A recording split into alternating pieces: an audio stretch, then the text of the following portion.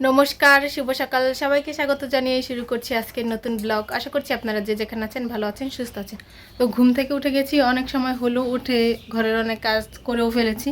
এই যে বাহিরের যে আমাদের বারান্দাটা দেখা, এই যে এই বারান্দার ওপরটা পরিষ্কার করে নিয়েছি, পরে টেবিলের ওই জানলাটা ভালো করে পরিষ্কার করে নিয়েছি, পরে এখন এটা পরিষ্কার করে এগুলো এখানে রেখেছি। আমি এই যে এটা সব সময় সাইডে রেখে দেই, শুধু শুধু মধ্যে নিয়ে এসে রেখে দেয়। আর এগুলো আমি সাইডে রেখে দিয়েছিলাম, মধ্যে এনে রেখে দিয়েছে কে জানি। এই ঘরও মোটামুটি পরিষ্কার করা শেষ, শুধু এই যে এই জানলাটা পরিষ্কার করলেই হবে। আমি অনেকটা করে ফেলেছি। এখন নিচের জিনিসপত্র যা যা আছে, যে নিচে এই ময়লাগুলো আছে, এই ময়লাগুলো থেকে কিছু জিনিস পরিষ্কার করে রাখতে হবে, আর বেশিরভাগ জিনিস ফেলে দিতে হবে। আর ওই যে ওই পাশের জানলাটা পরিষ্কার করা শেষ, এই ঘরটা মোটামুটি শেষ। আজকের মধ্যেই সবগুলো ঘর ঝেড়ে ফেলতে হবে, কারণ আজকের পরে আর মেবি যারা যাবে না, কালকেও যারা যাবে না, পরশু সময় নেই যারা। আজকে ঝেড়ে ফেললে পরে আস্তে আস্তে ধোয়া শুরু করতে হবে। ধোয়া যাবে সময় মহালয়া না কি বলে, ষষ্ঠীর আগ পর্যন্ত। তো তার আগেই ঝাড়া টাড়া সব কিছু শেষ করতে হবে। তো এখন আমি বাকি কাজগুলো করতে থাকি।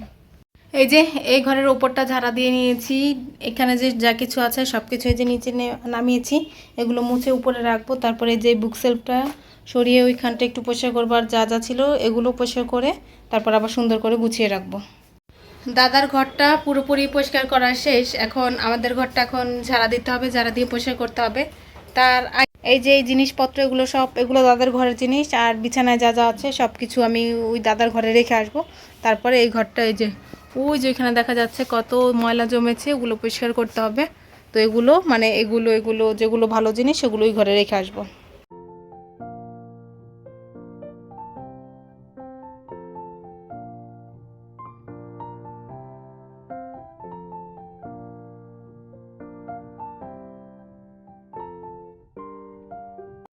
এই যে এই ঘরের সমস্ত কিছু বের করে দিয়েছি, ওই যে ওই র্যাকটাকে আমি একটা ওড়না দিয়ে ঢেকে দিয়েছি। আর এই যে এই পাশের যা ছিল সেগুলো বের করে দিয়েছি, ওইখানে যা যা ছিল সব বের করে দিয়েছি। এখন আমি এটাকে ঝাড়া শুরু করে দিব।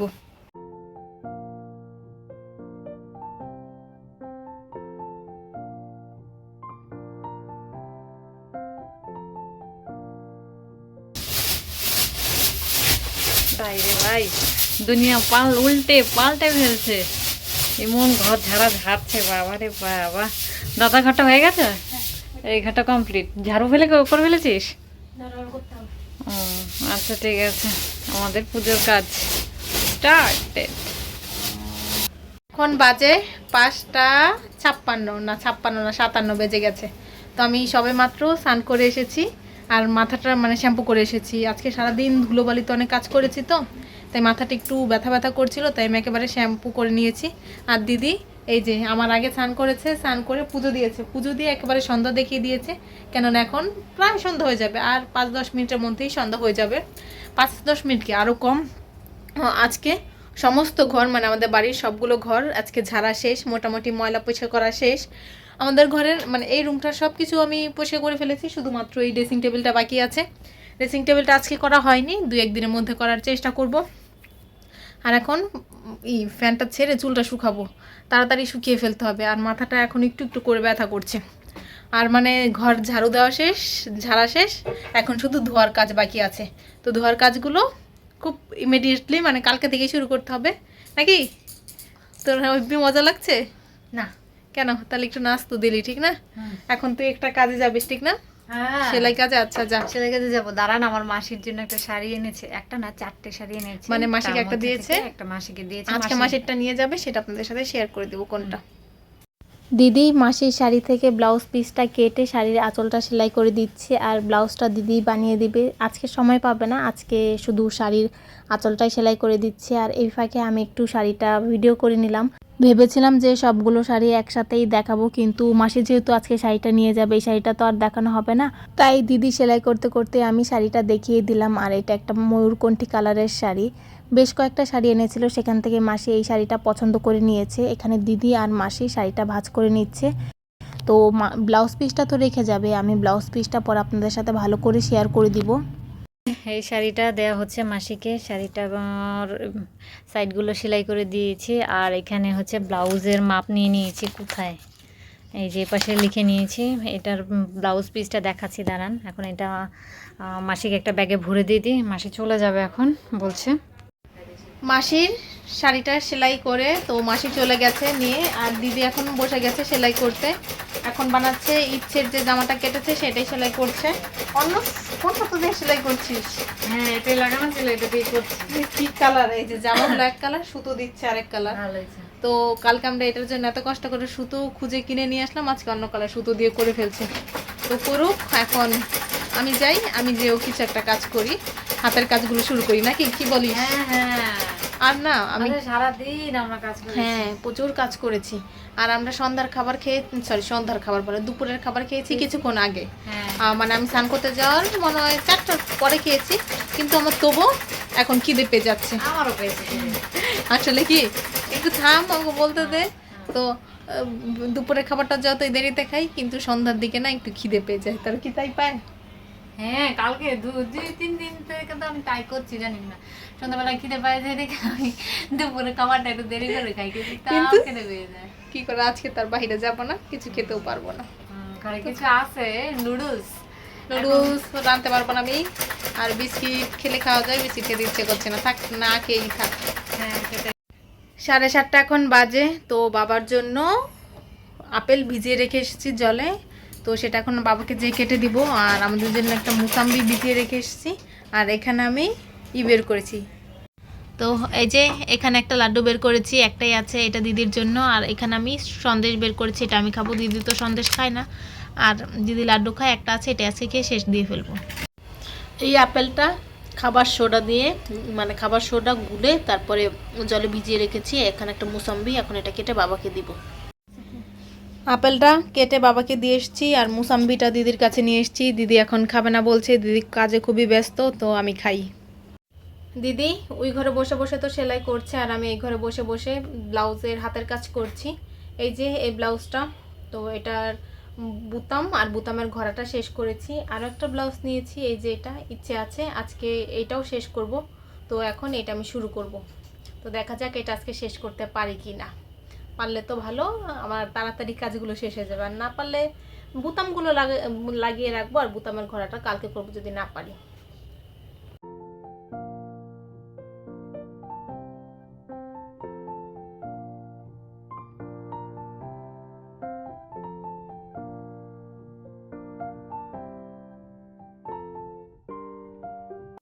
9:45 এখন বাজে। তো দিদি সেলাই করে চলে এসেছে। আজকে শুধু ইচ্ছের একটা জামাই বানিয়েছে, সন্ধ্যার অনেকটা সময় পরই বসেছে। আর শুধু একটা মাসির শাড়ি সেলাই করেছে, সেটা মাসি নিয়েও চলে গেছে।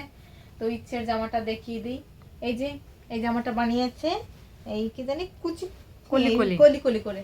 তো একটা এই আনারকলি টাইপ ড্রেস বানিয়েছে কলি কলি করে। ফার্স্টে বলেছিল তো এক ছাটা বানাতে, কিন্তু না, তারপর আবার কলি কলি বানাতে বলেছে। তো কলি কলি বানিয়েছে। ড্রেসটা কেমন, মানে মনে হয় কি এক ছাটাতে আরো বেশি একটু ঘের আসতো। এটা তো খারাপ ঘের আসেনি, পরলে ভালো বোঝা যাবে। আর এটা তো মনে হচ্ছে কি যে যতটুকু কলি দিয়েছে ততটুকু একটা একটা ঢেউ হয়েছে, ঠিক না? হ্যাঁ হতে পারে, বোঝা যেতে তো পারে। আর ইসে এটার মধ্যে যে লেসটা বসে দিয়েছে, সেই লেসটা দিয়ে গলা এই যে দুইটা প্যানেল দিয়েছে, উপরে একটা দিয়েছে, এই যে সামনে একটা দিয়েছে, ভেতর দিকে দিয়েছে, গলা একটু মোটা করে দিয়েছে। আর হাতাটা রেখেছে ঠিক ওয়াটার হাতা, যেহেতু ও যেই ইটা দিয়েছে, যেই ডিজাইনটা দিয়েছে সেইখানে এরকমই ছিল। দিদি পরে বলেছে এরকম সেম ডিজাইন বানাতে, তো দিদি সেম ডিজাইনই বানিয়েছে। হাতা দিয়েছে থিক ওয়াটার, আর এখানে একটা এই যে লেসটা বসিয়েছে। আর নিচে পুরাটা জুড়ে লেসটা বসিয়েছে। তো ইচ্ছের ড্রেসটা কেমন হয়েছে অবশ্যই কমেন্টস করে আপনারা জানাবেন। তো আজকে যদি এটা মানে সকালের আগে হয়ে যেত, মানে গতকাল যদি হয়ে যেত, তাহলে অর্পার আজকে হয়তো বা ওর মামা বাড়ি যেত, যে এগুলো দিয়ে আসতো। আর ওর দিদাকেও একটু দেখে আসতো, ওর দিদা অসুস্থ, কিন্তু আজকে রাতে হয়েছে। তবে খুব রিসেন্ট এটা নিয়ে যাবে। তো আর একটা ড্রেস, সেটা আজকে বানায়নি, গতকাল বানিয়েছে। সেটা আপনাদের সাথে গতকাল অনেক কিছু শেয়ার করতে যে আর শেয়ার করা হয়নি। এটা হলো অর্পার জামা। তো অর্পারটা বানিয়েছে এক ছাটা।